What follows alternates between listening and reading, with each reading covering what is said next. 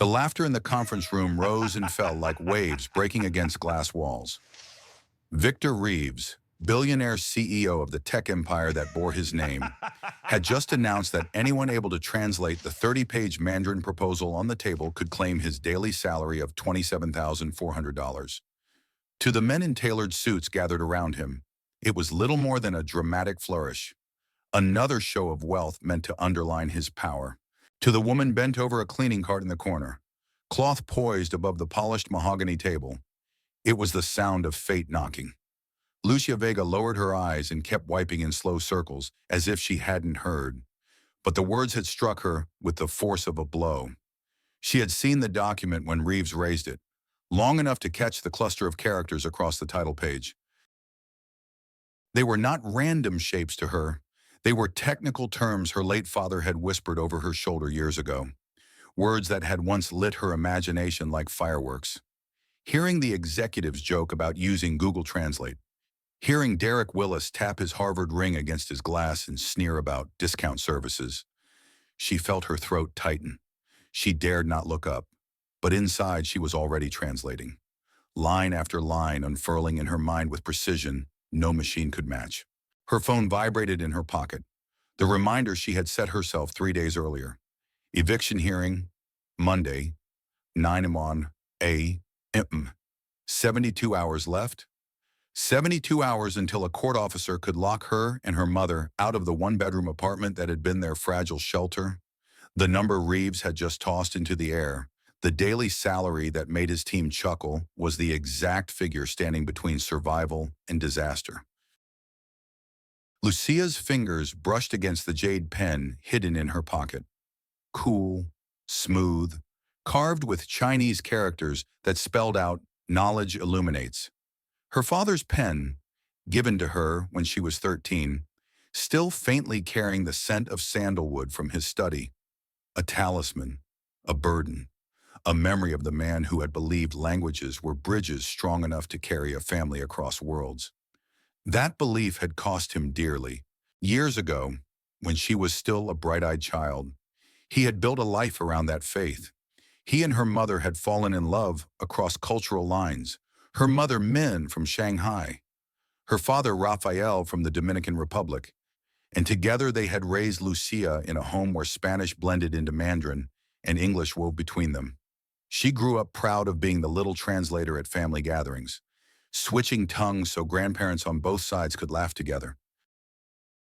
She remembered the warmth of her father's hand guiding hers as he showed her the strokes of characters, his voice gentle as he told her that words could bridge any distance. On her 13th birthday, he had placed the jade pen in her hand, telling her it had once belonged to a scholar and now belonged to her. She had believed him when he said her future would be bright. But 3 months later, Reeves Enterprises restructured, discarding him after 15 years of loyalty. The health insurance vanished. The severance was a pittance, and the cough that had started as a nuisance revealed itself as a stage 4 cancer. As bills mounted and rejections piled up, he confided to Min that Reeves had quietly blacklisted him, whispering about proprietary secrets. Within 6 months, the bridge builder of their family was gone, leaving behind debts, grief, and the jade pen that now pressed against her palm. Her mother, once an engineer, became a housekeeper with 3 jobs, her degree meaningless without the right American paperwork. The strain eventually broke her body. A stroke left her half paralyzed when Lucia was still in high school. Dreams of college vanished overnight. At 17, Lucia dropped out to keep them afloat. At 23, her life was a cycle of exhaustion. Offices scrubbed from late afternoon to midnight, her mother's care until dawn, a few hours of sleep before waking to translate academic papers under the pseudonym Linguistic Bridge. The translation paid better, but without her cleaning job, she would lose the health insurance that kept her mother alive. Every month, the numbers were the same. A few hundred for rent, nearly 500 for medications, hundreds more for groceries, debt payments, utilities. Nothing left. Invisible. She moved through Reeves Enterprises like a shadow, catching everything others ignored. The laughter of men who cut pensions while buying vacation estates. The bragging of executives who stole credit from junior staff. The hypocrisy of diversity statements when 94% of the leadership were white, while 87% of maintenance were people of color. She carried the knowledge silently, polishing their tables while they plotted expansions into Asia and Latin America, blind to the fact that the woman clearing their coffee rings understood every word. And now fate had placed a test in the middle of the conference table. The Hang Tech proposal, stamped from Shanghai, timed with uncanny cruelty, 72 hours to respond, exactly the window before her own eviction. Reeves had barked his challenge. The executives had laughed, and none of them realized that the girl with the rag in her hand could dismantle or save them all. She finished wiping the table, head bowed, and left the room without a sound. That night, in the cramped kitchen of their apartment, she spread the bills and notices across the scarred surface of the table. In the next room, her mother slept fitfully, medical monitors blinking in dim blue. The eviction notice lay on top of everything else, its deadline circled in angry red ink. Monday, 9 of Rochester, M. The same 72 hours Reeves had unwittingly echoed. She turned the jade pen in her hand. 5 years she had stayed quiet, convincing herself invisibility was safer, convincing herself survival was enough. But as she looked at the eviction notice, at the medication bottles stacked like fragile soldiers on the counter, at the photograph of her father smiling with his arm around her younger self, she knew invisibility had become its own kind of death. The risk was enormous. If she revealed herself and failed, she would lose the job that kept the insurance alive. If she succeeded, she would provoke the anger of men like Willis who lived off stealing credit. And if the contract itself was poisoned, filled with the same exploitation that had killed her father's career, she would become complicit in repeating history. Her father's voice seemed to whisper across the years, steady and warm. Words build bridges between worlds. Lucia pressed the tip of the jade pen to a blank notebook page and wrote the first line of translation, her breath catching as the characters unfolded with a precision that felt like destiny. Exclusive manufacturing rights, effective immediately. She closed her eyes. 72 hours. The countdown had begun. Saturday crept over the city with a chill that seeped into every crack of Lucia's apartment. She had barely slept. Her notebook spread across the table, pages already filled with careful characters and half-finished translations. The jade pen lay between her fingers like an anchor, its weight keeping her steady even as fear whispered that she was playing with fire. By late afternoon, she put her mother to bed, kissed her forehead, and slipped back into the dark blue uniform that had become her camouflage. The cleaning badge on her chest was more powerful than any keycard. It granted her entry without question, because no one truly looked at the person pushing a cart. She whispered to the neighbor that she was taking an extra shift, waved off questions with a tired smile, and boarded the bus toward Reeves Enterprises. The executive floor was hushed when she arrived. Glass walls glimmered under low lights, the hum of air conditioning the only sound. The security guard at the desk barely raised an eyebrow when she passed. "Overtime again?" he asked lazily, his eyes on the tiny television behind the desk. "Medicine for my mother," she said in her practiced accent, keeping her voice low. He nodded, uninterested, and she wheeled the cart forward.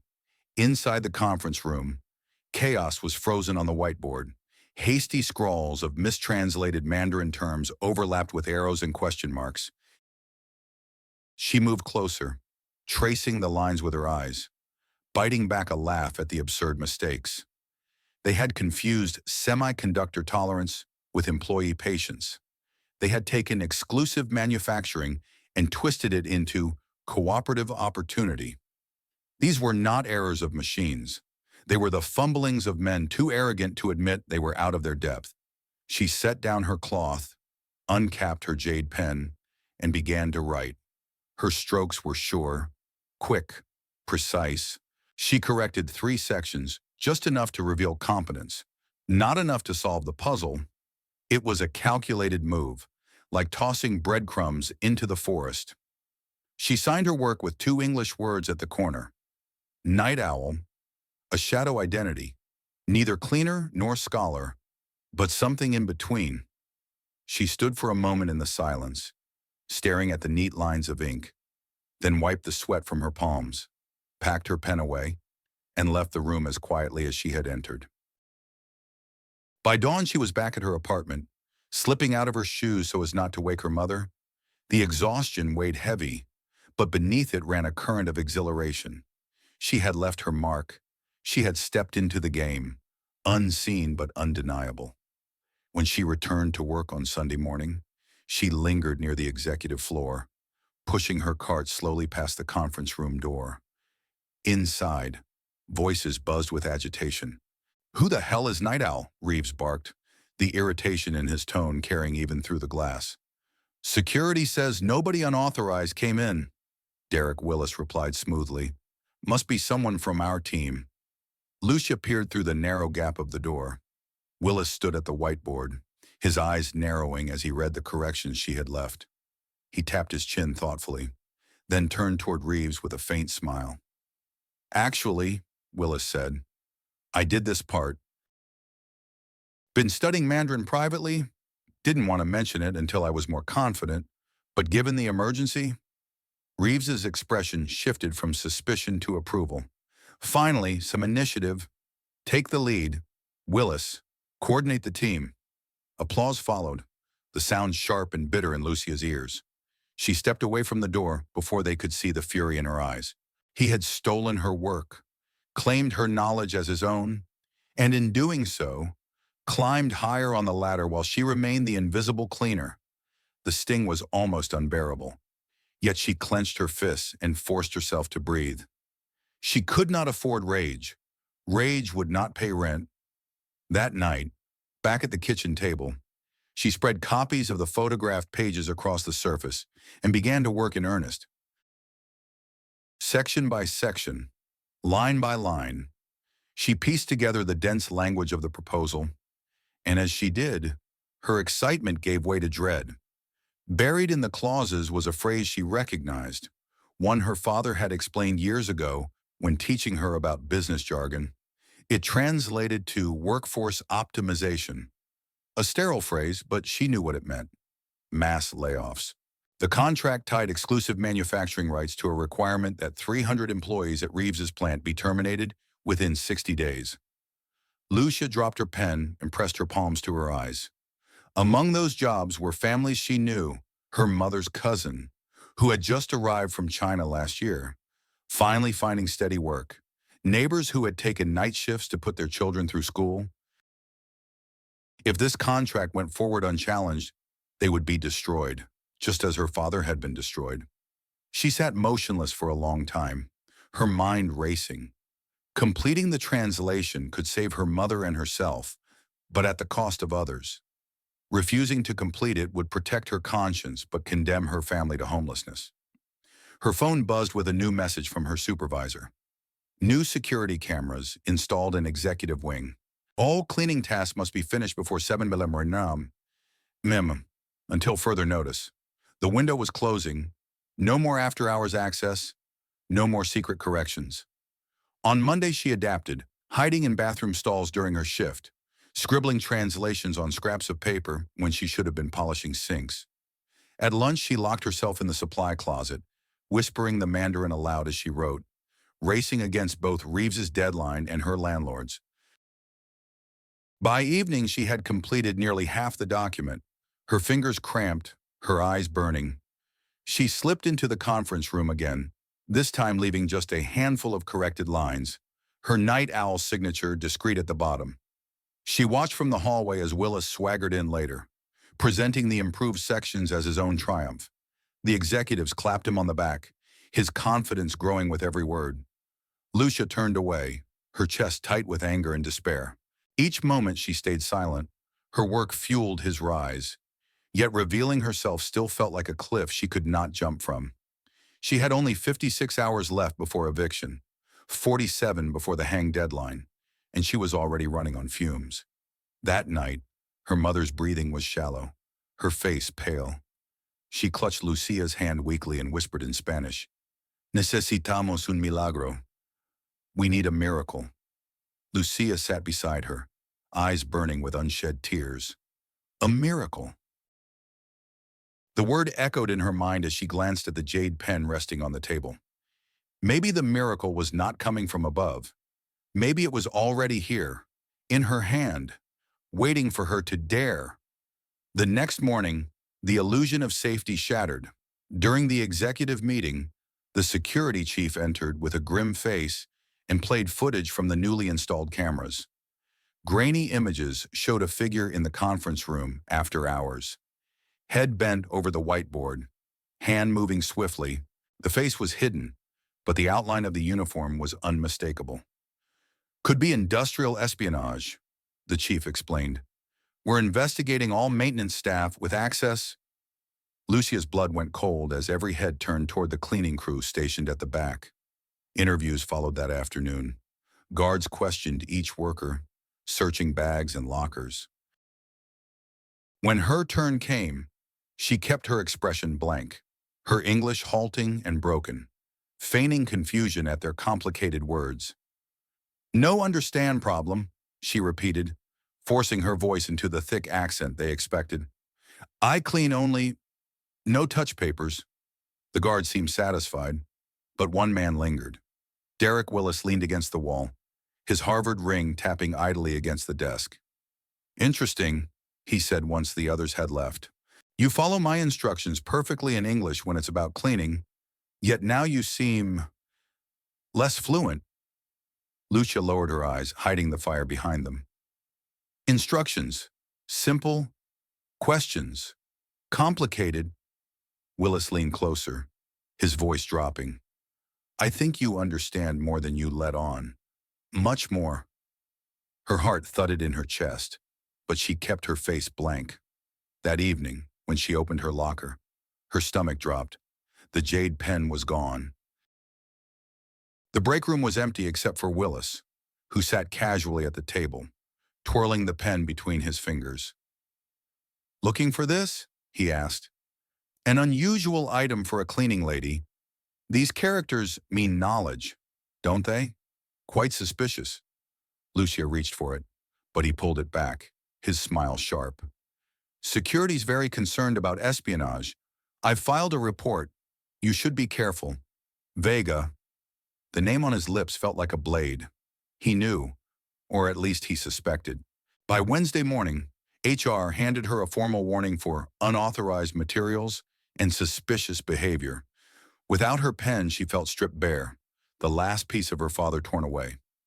34 hours remained before the eviction, less than 2 days before the hang deadline, and her mother had been rushed to the hospital with chest pains that drained what little savings she had left. Desperation drove her into darker risks. During Willis's lunch meeting, she slipped into his office and pulled up his files. What she found made her blood run cold. Deliberate mistranslations, inserted clauses twisted to benefit Reeves's competitors, even passages that could trigger international trade violations. He wasn't just stealing her work, he was sabotaging the company.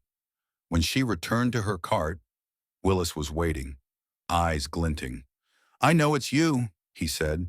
The mysterious translator. I checked the records. Your mother Min Vega, Shanghai-born. Your father Raphael, the man Reeves blacklisted. You think you can play hero. One word from me to immigration, and your mother's expired visa becomes a problem. Do you really want to risk deportation on top of eviction? The air in the hallway felt suddenly thin. She couldn't breathe. Willis smiled as if savoring her silence. So here's how this will go. You keep your mouth shut. I take the credit. Reeves gets his deal. You and your mother get to keep breathing. Everyone wins. Lucia stood rooted to the spot, fury and terror colliding inside her. Silence meant betrayal of everything her father had believed in. Speaking meant risking everything she had left. 30 hours until eviction, 24 until the hang tech deadline, and the bridge she needed to cross was crumbling beneath her feet. Thursday morning arrived heavy with storm clouds pressing against the city skyline. The executive boardroom glowed with artificial light. polished glass walls reflecting the tension inside.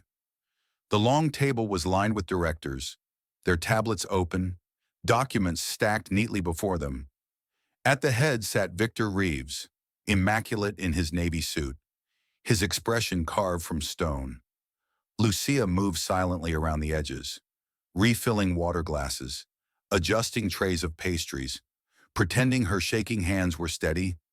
Every nerve screamed that she should not be here. Derek Willis stood confidently at the front, his Harvard ring catching the light as he tapped through slides on the screen. "As you can see," he said smoothly, "Hang Tech is offering us exclusive manufacturing at 15% below market rate, with minimal oversight required. A generous offer that positions us well for rapid expansion." Lucia's chest tightened. The words were poison. She had translated the same clauses the night before and knew exactly what they meant. Strict quality control standards, not loosened ones. She bent over the coffee service, willing herself to stay quiet. But then Willis reached the section about workforce requirements. "There is only a minor ambiguity," he continued, his voice casual. "Something roughly about modified staff allocations. Nothing major." The phrase snagged like a hook in her chest. Modified staff allocations? That wasn't what the character said. The real translation was workforce reductions, 300 layoffs, minimum. She gripped the pitcher so tightly her knuckles went white. "Any concerns?" Reeves asked the board, his voice brisk. Heads shook. Notes were scribbled. It would all pass unnoticed. Then Willis stumbled. He reached the technical portion, squinting at a Mandarin term he had no idea how to pronounce. "And here, this section on Ludong Mox thing, process." The sound was so mangled that a flush crept across Lucia's face before she could stop herself. The word was sacred to her memory, one of the last her father had explained in detail. Her mouth moved before her mind could stop it. "Liding Michung," she whispered under her breath, the tones precise. The room stilled. Every head turned toward her. Reeves's eyes narrowed. "What did you just say?" Lucia froze, heat flooding her cheeks. The coffee pitcher trembled in her hand. Willis sneered. "She's the cleaning girl. Ignore her." But Reeves's gaze sharpened. "Repeat it." Her throat felt raw, but the words came anyway. "Lidong Xing." It means fluid modeling system, not whatever he said. It refers to thermal management in semiconductor manufacturing. Silence. The only sound was the faint hum of the projector. Reeves leaned forward. "You speak Mandarin?" Lucia's heart pounded.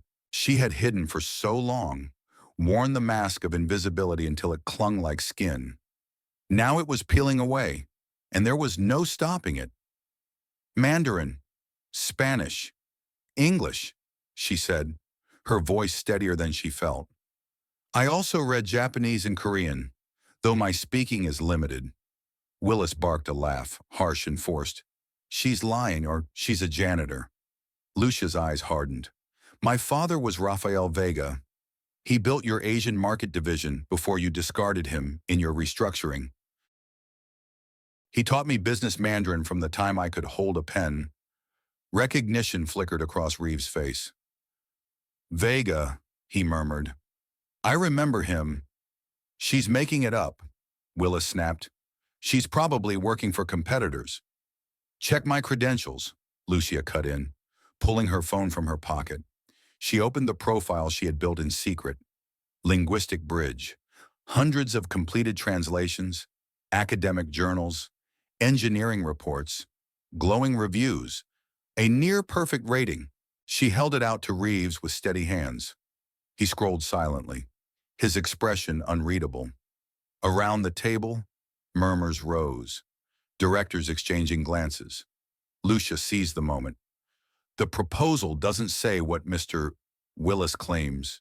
It sets higher quality standards than industry average, not lower, and it demands 300 layoffs within 60 days. If you sign it without understanding that, you'll violate multiple labor agreements and risk federal investigation." Reeves's eyes snapped up. Is that true? He demanded of Willis. Willis faltered, color rising in his face. She's twisting words. Page 16, paragraph 4, Lucia recited from memory. I can quote it character by character if you want. The board shifted uneasily. Reeves studied Willis, then turned back to her. You claim you've already translated it? 60%, Lucia admitted. The notes you've been finding? Signed Night Owl? Those were mine. Mr. Willis erased my signature and claimed the credit. A murmur of outrage rippled through the room. Willis's face went crimson. You were the Night Owl? Reeves asked slowly. Yes. For a long moment the room was still. Then Reeves leaned back, calculation in his eyes. My offer still stands. Translate the complete document by tomorrow's 9 a.m. deadline, and the $27,400 is yours. Lucia took a breath, steadying her voice. In writing, and I want my jade pen back. Mr. Willis confiscated it under false pretenses. All eyes turned to Willis. With visible reluctance, he pulled the pen from his pocket. Reeves's gaze sharpened. Is this true? It was suspicious, Willis began, but Reeves cut him off. Return it. Lucia extended her hand, feeling the familiar weight settle into her palm again. Cool, solid, grounding. One more condition, she said, surprising herself with her boldness. I want a written guarantee of employment, regardless of the outcome, with confidentiality protections for my mother's immigration status. A ripple of shock passed through the room. The audacity of a cleaner bargaining with a CEO was unthinkable, yet her voice did not waver. Reeves studied her for a long, tense moment, then nodded to his assistant. Draw up the agreement. Provide her with whatever resources she needs. Lucia inclined her head, the pen warm in her grasp. For the first time in years, she was not invisible. She was seen. By that afternoon, she was seated in a small conference room with a company laptop, a pot of stale coffee, and stacks of reference materials. The agreement sat signed in her bag, proof that this was real. She opened the document and began to work, the jade pen between her fingers as though guiding her thoughts. Characters flowed into English with crisp precision. Hour after hour, she labored, pausing only to stretch cramped hands. By 3 a.m, she had completed nearly 85%. The more she translated, the clearer the truth became. Hang Tech's offer was neither as generous as Willis painted, nor as ruthless as she had feared. The workforce reductions were suggested, not mandatory, and the proposal included retraining programs that Willis had deliberately hidden. For the first time, hope stirred in her chest. With Reeves's payment, she could cover the rent, the hospital deposit, maybe even move to a better apartment. Her mother could breathe easier. The future was not just survival, it might be possibility. She allowed herself to rest her head on her arms, just for a moment. The crash of hot liquid jolted her awake. Coffee splashed across her papers, seeping into her notes, trickling toward her laptop. Oh, clumsy me, Willis said, standing over her, an empty cup in hand. His false concern was acid on his tongue. I thought you could use a refill. Lucia leapt up, frantically blotting the liquid, but the damage spread too quickly. The laptop flickered, then went dark. My files, she gasped. Don't worry, Willis said with a smile that did not reach his eyes. I already moved your work onto my secure drive for safekeeping. Unfortunately, there seems to have been some technical corruption. These things happen. Bekarna, he turned to leave, his voice dripping with mock sympathy. Reeves expects perfection. If you can't deliver, well, perhaps you should stick to cleaning. The door closed behind him. The room smelled of burnt coffee and betrayal. Lucia stared at the ruined pages, her hands shaking. Hours of work gone, only scraps legible. Her mother in the hospital, the landlord accelerating eviction, and the deadline now only 6 hours away. For one moment, despair pressed so heavily that she thought of walking away, finding another job, another city, somewhere Reeves and Willis could never touch her. Then her gaze fell on her bag. The corner of a leather-bound notebook peeked out. Her father's research journal. Forgotten until now. She pulled it free, flipping through pages of careful notes, diagrams, specifications. The GX500 semiconductor series, her father's last project before Hang Tech acquired the patent, details not even in the proposal, because Hang assumed Reeves Enterprises already knew them. Tears blurred her vision as she pressed the jade pen to paper. Her father's voice whispered again. Words build bridges between worlds. She bent over the desk, determination burning through the exhaustion. Bridges could still be built, even if she had to build them from ashes. The city outside never slept, but for Lucia, Thursday night stretched into something beyond exhaustion, a blur of shadows and fluorescent light. In the small conference room Reeves had grudgingly assigned her, she hunched over a pile of stained notes in her father's leather-bound journal, translating like her life depended on it, because it did. The jade pen glided across pages with furious speed, its familiar weight guiding her hand through terms that seemed carved into her bones. Thermal modeling system, semiconductor tolerance, workforce transition clauses. She whispered them aloud as she wrote, her voice hoarse, eyes stinging. Each phrase dragged her deeper into a battle of memory against time. Coffee-stained pages stuck to her fingers. The laptop Willis had sabotaged lay dead on the desk, black screen mocking her. She had no backup except her mind and the journal her father had left behind. By midnight, she had reconstructed almost 90%.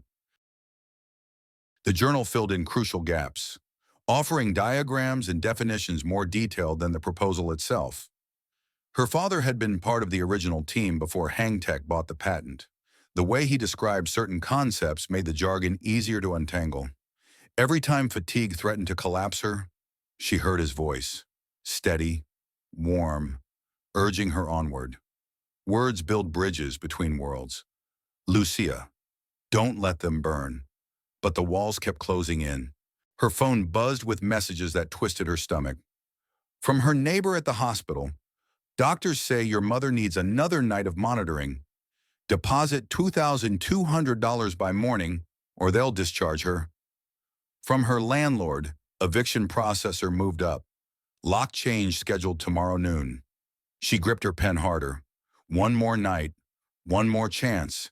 At 3 a.m., she slumped forward, head resting on her arm, the jade pen slipping from her fingers. Her eyes closed against her will, heavy as lead. For a moment she allowed herself to drift into darkness. She woke with a start. The wall clock glowed 5:47. She scrambled upright, panic flooding her veins. Pages were scattered across the desk, some stuck together with dried coffee, others smudged with ink from her half-asleep hand. 13 minutes before 6 when Reeves himself entered the room. He looked at her disheveled figure hair tangled, eyes bloodshot, papers strewn in chaos, and smirked. Willis trailed behind him, smugness radiating like a perfume. I expected this, Reeves said flatly. People should stay in their lanes. Housekeepers clean. Executives execute. That's why I'm rich. And you? His gaze flicked over her ruined notes. You're exactly where you belong. Mr. Reeves, please. Our agreement was contingent on delivery. He cut her off. You haven't delivered. I can still finish. Draft her termination notice, Reeves told his assistant briskly. Clearly she violated company policy by accessing confidential documents without authorization. The words rang in her ears like a death knell. Termination meant no insurance, no income, no hope. Her chest heaved, but before she could speak, Reeves waved a hand dismissively. Call Translation Pro. See if they can start from scratch this afternoon. We'll request an extension from Hang. Willis will coordinate. Lucia stared at them both, her throat tight, despair threatening to crush her. Everything she had risked, everything she had worked for, It was all slipping away. Then her eyes fell on the edge of her father's notebook, poking out from her bag. "Wait," she whispered, her voice hoarse but steady. Reeves stopped at the door, irritation flashing across his face. "We're done here." "No," she said louder, clutching the notebook. "We are not." She pulled it free, flipping to a page she knew by heart. "My father worked on this exact technology, the GX500 semiconductor series. He recorded specifications for the thermal modeling system, details your proposal assumes Reeves Enterprises already understands." Willis scoffed. "She's bluffing." Lucia thrust the journal onto the table, pages fluttering open to precise diagrams, annotated formulas, testing parameters. "These aren't guesses. These are original notes, proprietary knowledge. Information your team doesn't even realize is missing from the hang documents." Reeves approached, his sharp eyes scanning the dense writing. His expression flickered from skepticism to calculation. "You have 10 minutes, he said finally. "Finish what you can." The weight of the world landed on her shoulders, but something inside her steadied. She sat, pulled the jade pen into her grip, and bent over the paper. The minutes ticked like hammers striking steel. Lucia wrote as though possessed, reconstructing the final sections, filling gaps with her father's notes, cross-checking against every character she remembered. Her pen scratched across the paper in furious rhythm, her breath shallow, her hand trembling but unstoppable. Willis hovered nearby, seething, trying to peer over her shoulder, but Reeves silenced him with a raised hand. "Let her work." At 8:58, she gathered the completed translation 30 pages, dense with annotations and clarifications, and placed it before Reeves. Her heart pounded so loudly she barely heard the assistant announce that the Hang Tech video conference was connecting. Reeves scanned the first pages quickly, his expression unreadable. Willis shifted nervously at his side, jaw clenched. Lucia stood silently, her father's jade pen warm in her palm, praying the words would hold. The screen flickered to life.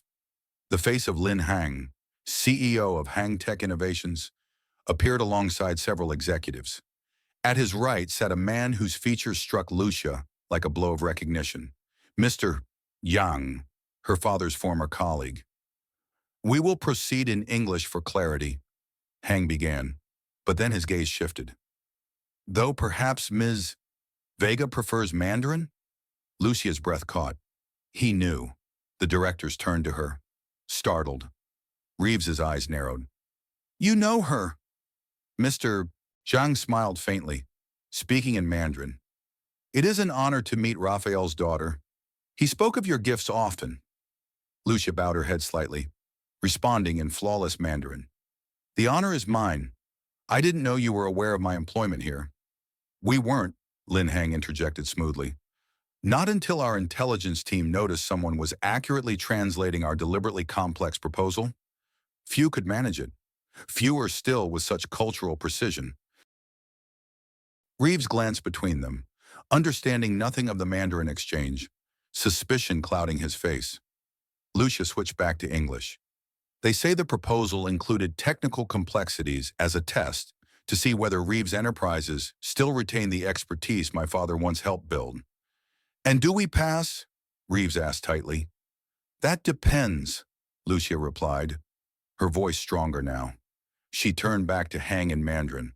The section on workforce requirements was the ambiguity intentional. A smile curved Hang's lips. "Very perceptive. Yes. We have concerns about Reeves Enterprises' labor practices since your father's departure.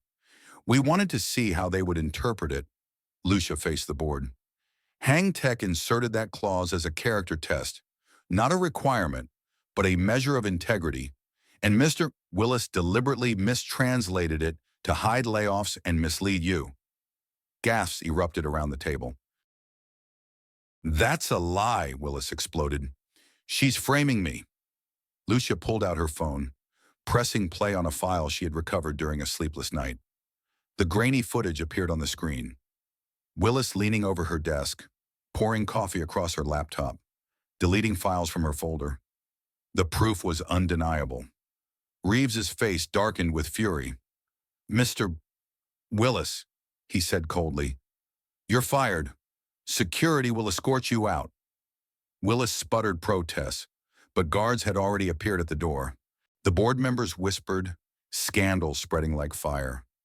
Hang spoke again in Mandarin, his tone decisive. "We will proceed with the contract on one condition, that Ms. Vega oversee implementation as our cultural liaison." Lucia translated calmly, her jade pen twirling in her fingers. "They insist on working directly with me." The power dynamic in the room shifted palpably. Reeves's jaw tightened, but the deadline loomed and millions hung in the balance. He had no choice. "Fine," he conceded through gritted teeth. "Ms. Vega will serve as liaison." The video call concluded with signatures exchanged, cameras recording the historic deal.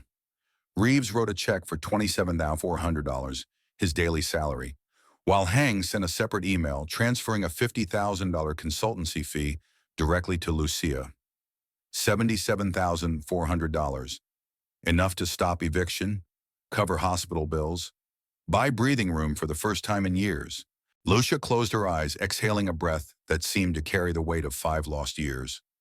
The jade pen rested against her skin, no longer a relic of her father's death, but a tool for her own survival.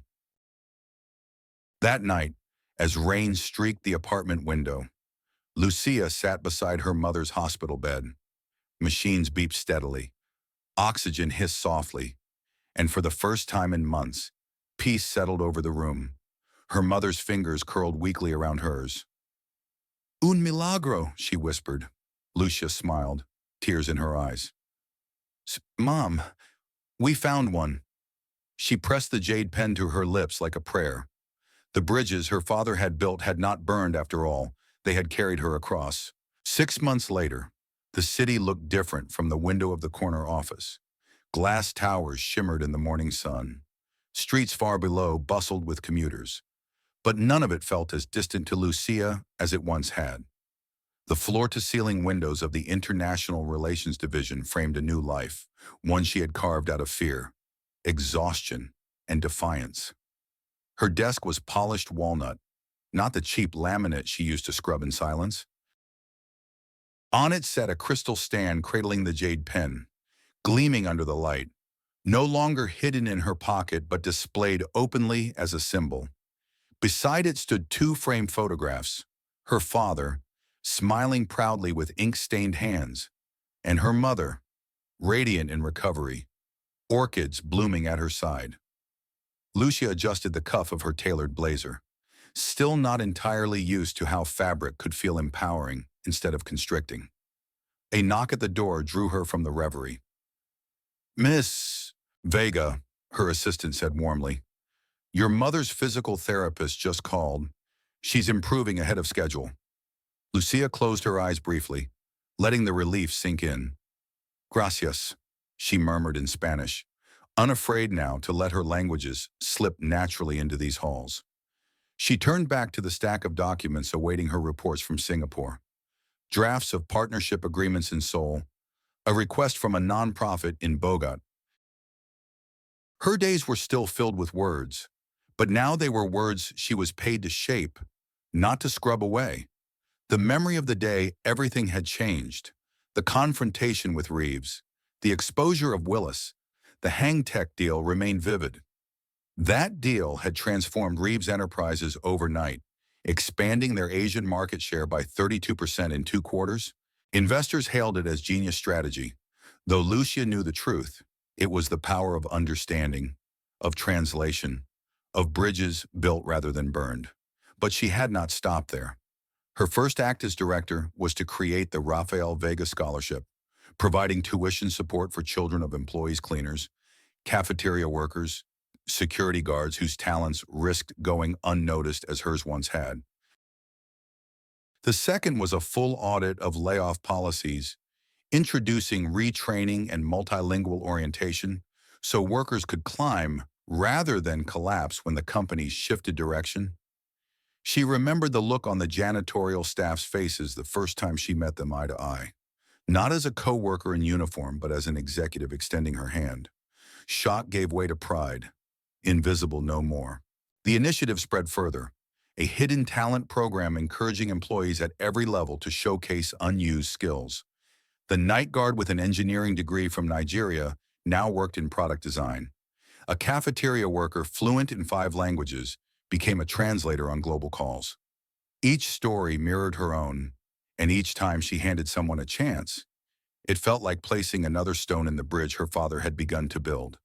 Of course, not everyone celebrated. Reeves remained calculating, profit-driven, dismissive of moral framing. He described Lucia's rise in shareholder meetings as lightning in a bottle, a lucky anomaly rather than proof of systemic failure. Yet even he could not ignore the numbers: improved retention, higher productivity, a reputation for genuine diversity that competitors envied. For the first time, Reeves treated her with something resembling respect, not warmth, not kindness. He was incapable of that, but acknowledgement. He called her an unexpected asset. Corporate speak for "I was wrong." As for Willis, his name became a cautionary tale whispered in corporate circles. No major firm would touch him after the footage of his sabotage leaked. Last Lucia had heard, he was teaching community college courses in business communication. His arrogance stripped bare, lecturing students who resembled the very workers he once mocked. The irony did not escape her. Lucia glanced at the clock. 15 minutes until the monthly board meeting. She gathered her materials, her fingers brushing the jade pen one last time before she slipped it into her pocket, not as a hidden talisman, but as a chosen companion. The walk down the corridor was no longer a march of shame. Employees greeted her by name, some in English, others in Spanish, Mandarin, even Cantonese. She answered each in kind. Every exchange a small victory. Every language spoken aloud a rejection of the silence she once endured. When she entered the boardroom, the directors rose. It still startled her. That sign of respect. 6 months earlier, she had entered this room carrying coffee and pastries. Today, she carried the company's future. She set her binder on the table, clicked the remote, and watched the first slide appear on the wall. Graphs of market share climbing, retention rates improving, employee satisfaction rising. The numbers spoke their own universal language. "Good morning," she began, first in English, then in Mandarin, then in Spanish. A ripple of appreciation passed around the table. Today, we'll discuss how embracing multiple perspectives has not only transformed our culture, but increased our bottom line by 18%. Her voice was steady, confident. She outlined expansion plans across Asia and Latin America, training programs for multilingual staff, partnerships with universities to source overlooked talent. Each sentence built on the last, weaving evidence with vision, heart with strategy, but behind every chart, every statistic, lay her father's voice. Words build bridges. The bridge he had started carried her here, and now she was laying stones for others to cross. When the meeting ended, applause rose around the table. Reeves nodded once, the closest he ever came to praise. Board members lingered to shake her hand, some even attempting a thank you in Mandarin or Spanish. She smiled, encouraging them, correcting tones gently. Back in her office, she allowed herself a rare pause. She gazed again at the pen in its crystal stand, the orchids blooming beside her mother's photograph. Bridges, once fragile, now stood solid beneath her feet. For the first time, she felt not just visible, but invaluable. As the camera pulls back from this chapter of Lucia's story, maybe it lingers on that pen, catching the light like a beacon. Maybe it shifts to the faces of workers once overlooked, now rising thanks to the doors she opened. Maybe it pauses on her mother, sitting in a classroom again, relearning engineering concepts in the language she once thought closed to her. Lucia's story is singular, but it echoes something universal: the fight to be seen, the courage to speak when silence feels safer, The miracle of turning invisibility into power. Has someone ever underestimated your potential? Did you ever carry a hidden skill no one cared to notice until you forced the world to see it? Share your moment in the comments. We want to hear how you turned invisibility into strength. And if Lucia's journey moved you, don't let it stop here. Hit that like button, subscribe to the channel, and ring the bell so you never miss stories that remind us all.